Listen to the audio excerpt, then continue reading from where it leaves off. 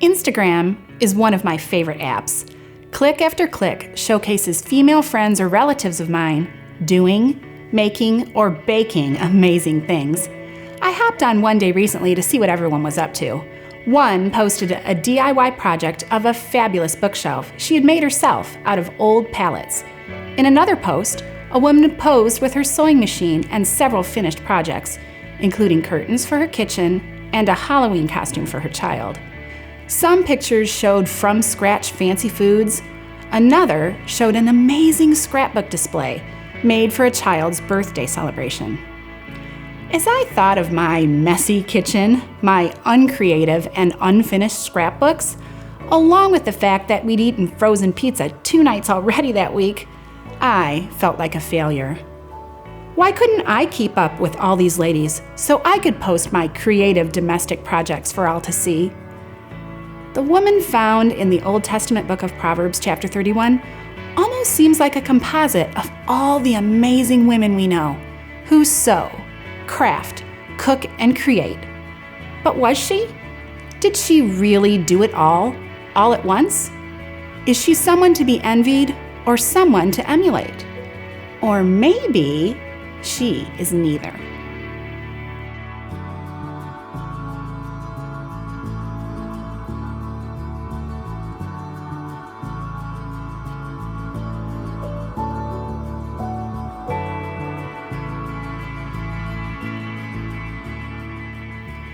Did you know that it's been proven that cell phones and computer screens can make you sick? Oh, I don't mean by giving off radiation that can negatively affect our brains or distort our vision. I mean that all of those screens, if we stare at them too much, can lead to feelings of depression. We hop on social media to see what everyone else is up to, and often when we view the lifestyles, the homes, or the families of others, we compare what we see on the screen with what we are experiencing behind our own 4 walls. Or as one of my friends puts it, we compare their outsides with our insides. And usually, we come up short. We let those comparisons deal a death blow to our contentment, and it can leave us down in the dumps. In fact, a 2015 study at the University of Missouri found that Facebook users often experience envy of the activities and lifestyles of their friends on Facebook, leading to feelings of depression. You know, in our mothers' and grandmothers' ages, the temptation to compare, well, it was there as well. You know, the whole keep up with the Joneses syndrome. But back then, you only encountered the Joneses once or twice a week. But today, the Joneses parade in front of our eyes all day long, right there on our phones, tablets, and computers.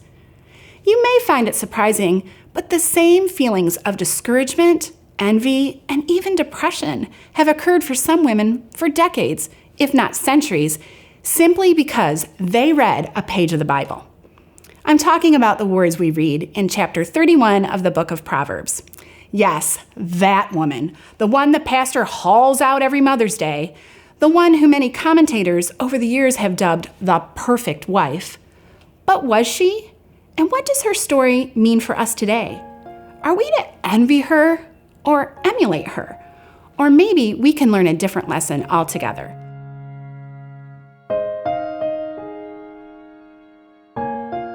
We read about this woman, and our reaction is usually one of 2 things. We might boldly declare, "I'm out. We just can't compete," and so instead we simply quit. We reason that this passage does not apply to us at all today because there's no way we can measure up. Or we take the opposite approach and vow that we want to be just like her. So we take this chunk of scripture and we turn it into a to-do list, assuming that we need to do all of the things that she did so we can be an ideal woman as well. Well, before we start crafting that to-do list or hanging up our aprons for good, let's try to dig a little deeper beyond what we see written here to try to discover just why God included this portion of scripture in the Bible. We can start by asking ourselves a rather obvious but often overlooked question. Just who is she? Often this gal has been referred to as the unnamed woman of Proverbs 31. Some Bible scholars believe she was an actual woman, but we aren't told her name. Others theorize that she was not an actual person, but rather a fictional conglomeration of the ideal woman. You know, some man had a dream about the perfect wife, and then he woke up and wrote it all down. One interesting fact we can know for sure about this portion of Scripture is that it was written as an acrostic poem. An acrostic is where each line of the piece begins with a different letter, and those letters, once combined, form a word or spell out the alphabet, which was what was done in this case. Each line of verses 10 through 31 starts with a different letter of the Hebrew alphabet. This was often done to make a portion of Scripture easier to commit to memory. Why would this passage need to be memorized? Well, because in the Jewish tradition, these words are often recited by the father in a family as a way to praise his wife, usually during the weekly Sabbath meal, after the candles are lit, but before the meal is eaten. So, was she a real person, or just a fictional portrait of the type of woman we should strive to be? Perhaps we can answer this by looking way back at verse 1 of the chapter to see who wrote it. Verse 1 says this, "The sayings of King Lemuel, an inspired utterance his mother taught him." Who is King Lemuel? Well, I had an uncle Lemuel, and he had a twin brother named Leonard. Lemuel and Leonard, quite catchy, don't you think? But that tiny bit of useless trivia won't help us here. We want to know about the Lemuel who is mentioned in Proverbs 31. Jewish tradition actually identifies Lemuel as being the same person as King Solomon, but known by two different names. And it isn't just in the Jewish school of thought that this is found. Many Christian Bible scholars believe this also to be true. Well then, let's do a little family tree tracing. If Lemuel was Solomon, then we know who his mother was, the woman he was writing about here in this chapter. Solomon was the son of King David, and his mother was none other than Bathsheba, the wife of Uriah the Hittite, the married woman whom David saw bathing on a rooftop one day and promptly decided he wanted her so badly that he arranged for her husband to be murdered so he could have her for his own, setting off a chain of events that would make for a riveting Old Testament soap opera. So if Jewish tradition and all of these Bible scholars have it right, then we can no longer look at this woman as someone who was perfect. If indeed she is Bathsheba, she was also a woman who committed adultery. She dealt with the shame and drama of conceiving a baby out of wedlock in that time in history, and later she would also deal with the grief of losing that same baby when he was just a few days old. No perfect life for this woman. She dealt with her fair share of sin and dysfunction. But what an encouragement to see the woman that she turned out to be, the woman that we read about here who taught her son about what is praiseworthy and important in a woman.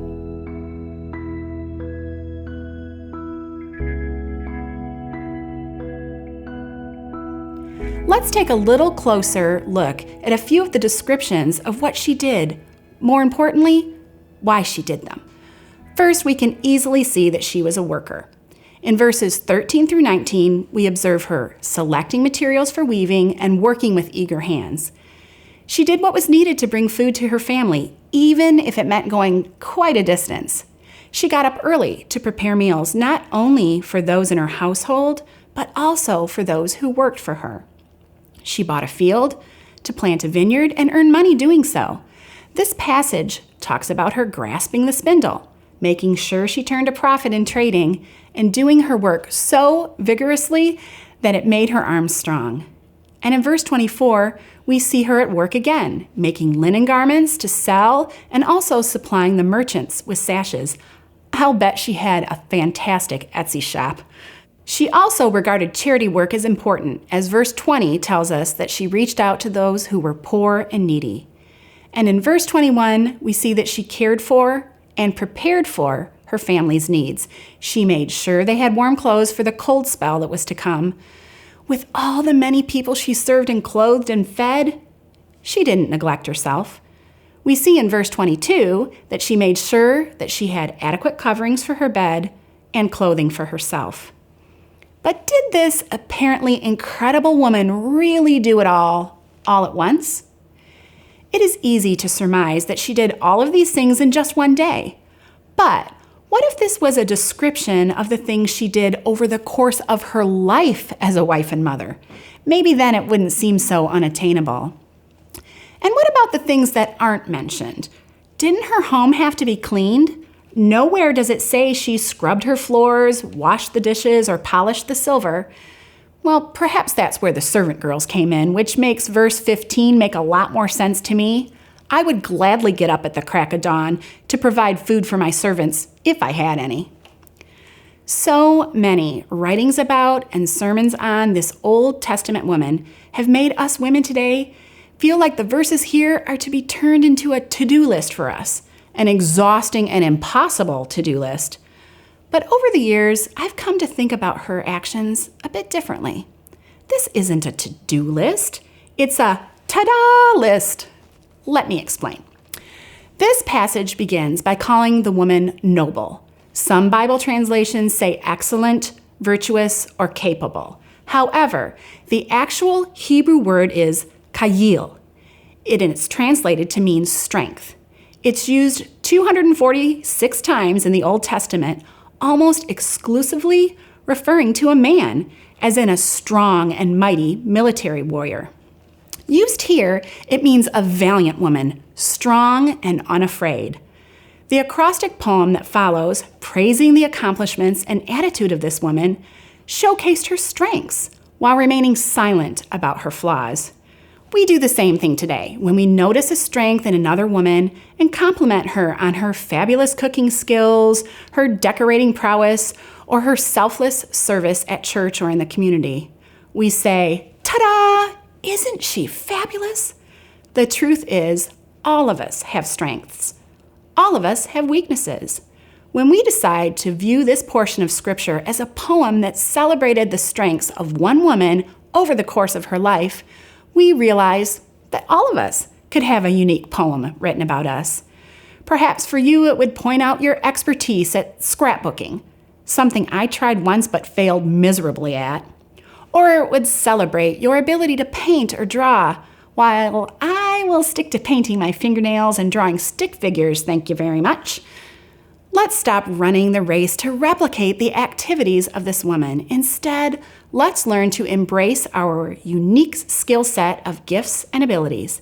And then, let's celebrate the strengths we see in other women we know, with no envy allowed, and applaud their accomplishments with a hearty ta-da! Okay? Good. Now, what lessons can we learn from the study of this ancient sister? First, it isn't necessarily what you do as a wife and mother that matters, but how you do it. I think through the ages, we have focused too much on what tasks this woman did, rather than how she did them. She is described as being eager, careful, and watchful. In the Hebrew language first used here, these phrases mean that she worked with delight because it was her pleasure. She was purposeful and always on the lookout. More crucial than what we do around the house is the attitude with which we work. Next, know your unique family. Just as each mother in a family does not have the same skill set, each family does not have the same wishes and desires when it comes to how things are run around the home or what speaks love to them. Take holidays, for example. I have a friend whose husband absolutely loves fruitcake. Can't imagine Christmas without it. In fact, they pay me big bucks each Christmas to make homemade fruitcake for them using a recipe from my mother's 1960s cookbook. But my own family couldn't care less about that colorful loaf of nuts and fruit. But don't let a Christmas pass without peanut butter fudge in our house. They simply must have that to nibble on while opening their Christmas presents. Take inventory of your family's likes and dislikes. What traditions do they enjoy? What simple weekly activities do they like to do? Are you a Sunday night popcorn and board game kind of family? Or do you prefer to watch a movie and munch on veggies and dip? Become a student of your family and get to know what speaks love to them. Then do it without looking around at what other families are doing, which brings us to our next point. Stop letting comparisons be the boss of you. We get so caught up in the comparison trap. We may have a coworker who has a newer car than us, or perhaps we have a relative who just built a large and gorgeous home. We might have a friend who is an amazing event planner, or a neighbor who is a gourmet cook. When we spend too much time looking around at the possessions and talents others have that we do not, we allow these comparisons to affect our hearts, leaving us feeling discouraged and defeated. We need to get our hearts to the place where we realize that God knew what He was doing when He chose us to be the mom in our family. We are uniquely equipped to parent our children and to be the spouse of our husband, should we have one. No one can do it all at once, not even the woman in Proverbs 31. So let's cut the comparisons and learn to embrace the unique package we have been given, our strengths, skills, passions, and pursuits, even our flaws and shortcomings. When we do, we will learn to stop comparing and begin to celebrate each other instead. Just think of all of the friends you know who have varied interests and gifts. What a beautiful tapestry it makes when women support and encourage each other. So stop comparing. Throw confetti instead, commending each woman and her uniqueness. Next, and oh so important, work for an audience of one. Sometimes we look at the last few verses of this chapter and see that this woman's husband praised her. Why, even her children gave her a shout out. Listen to verses 28 through 31 of the book of Proverbs. Her children arise and call her blessed. Her husband also, and he praises her. Many women do noble things, but you surpass them all. Charm is deceptive, and beauty is fleeting, but a woman who fears the Lord is to be praised. Honor her for all that her hands have done, and let her works bring her praise at the city gate. While receiving praise from our families is a wonderful and encouraging thing, it should never be the reason that we love and serve in the context of our homes. Have you ever fallen into this trap? I know I certainly have. I might spend a great deal of time cleaning and organizing the cupboards one Saturday afternoon, secretly hoping the next time my husband reaches for the peanut butter jar, he will be wowed by the marvelous sight he sees and give me a hearty, "Atta girl!" Instead, he makes his peanut butter and jelly sandwich without even noticing. Or, have you ever spent a great deal of time pulling off a stellar meal only to have your kids sit down and consume it in 17 seconds flat without ever thanking you or raving about its deliciousness? When I feel unappreciated for what I do around the house, I know I have been performing for the wrong audience. I shouldn't do these things to be noticed. Although we really should be training our children to be grateful and verbally thank others for what they do for them. But we need to remember that we are loving and serving for an audience of one. Colossians 3:23 through 24 urges, "Whatever you do, work at it with all your heart, as working for the Lord and not for human masters, since you know you will receive an inheritance from the Lord as a reward. It is the Lord Christ you are serving." Let's not forget whom we really work for.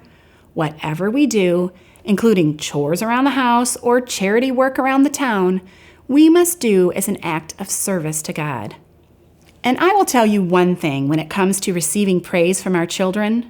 We have to be patient. Oh, how we would love for them to rise up and call us blessed like the sweet kids in Proverbs 31 did. But it's not like your toddlers and elementary school age children will follow you all around the house telling you what an awesome mom you are. But eventually, the older they get, and especially as they become adults, sometimes you will be showered with praise. I find this most often happens to me through a text message I might get from my 21-year-old son telling me how, although he rarely says it, he appreciates so much everything I've done for him over the years. Or my adult daughter will write a heartfelt sentiment in my Mother's Day card listing all the things she loves about me. So be patient and serve for an audience of one, which leads to our next lesson. Know what to fear. And psst, it isn't a what, it's a who. Verse 21 said she had no fear for her household, and verse 25 says she can laugh at the days to come. She isn't a woman who is given into fear. She doesn't fear the future. The only thing she fears is God. The Hebrew word used here for fear doesn't mean that we cower in a corner, shaking and trembling because we're afraid God is going to get us. It is the word Yahweh, and it means a holy reverence and deep respect. It also has an element of fear in it, fear of God's immense power and his righteous judgment. And interestingly, many places in the Bible, the fear of God and righteous living are so intertwined that they are almost presented as one idea. Fearing God leads to living right. And finally, perhaps the most important lesson, remember the ruby. There is another aspect of this famous passage that we often overlook without really stopping to ask ourselves just why the phrase is used. Just what does it mean that she is worth far more than rubies? If you were describing a woman who was priceless, wouldn't you talk in terms of diamonds? Why instead in verse 10 does King Lemuel say that her worth far surpassed that sparkly red gem? If you do a little bit of studying on the science of gemology, you will notice something about rubies. While diamonds may be a girl's best friend, rubies are pretty remarkable themselves. We might think of them as simply being a stop sign red-colored stone, but actually their color can range from a deep purplish red to almost a bright burnt orange with multiple other shades in between. This jewel has also played an important part in many cultures throughout the ages, and there isn't a precious stone that is surrounded by more folklore and romance than the ruby. But here's the thing about rubies. They are becoming increasingly scarce and expensive. Diamonds may be found by the dozens, but you have to dig a little longer and much deeper to find yourself a genuine ruby.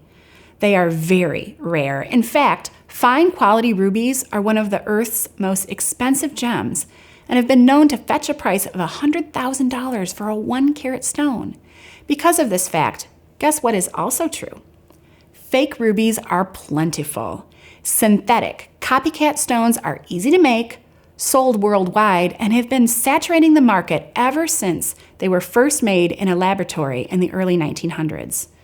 Many excited relatives thought they inherited a family heirloom ruby, only to take it to an appraiser and find out it was a total fake. Not precious and priceless, but nearly worthless. When seeking to be a woman who, like our ancient friend, works diligently, loves lavishly, and serves others, we need to remember the example of the ruby. We sisters all vary in color. My gifts and talents will be a different shade than yours, even though we are all true women of God. We might be able to fake it using the verses in Proverbs 31 as a to-do list we tackle in order to garner praise from our husbands and cheers from our children.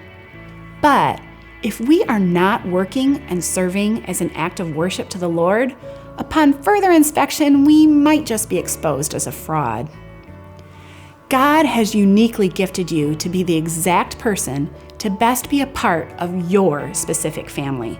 So let's stop the comparisons, celebrate each other's differences, and willingly accept our assignment of using our passions for God's purposes as we go about our daily days of life. And let's remember this truth and not have to learn it the hard way.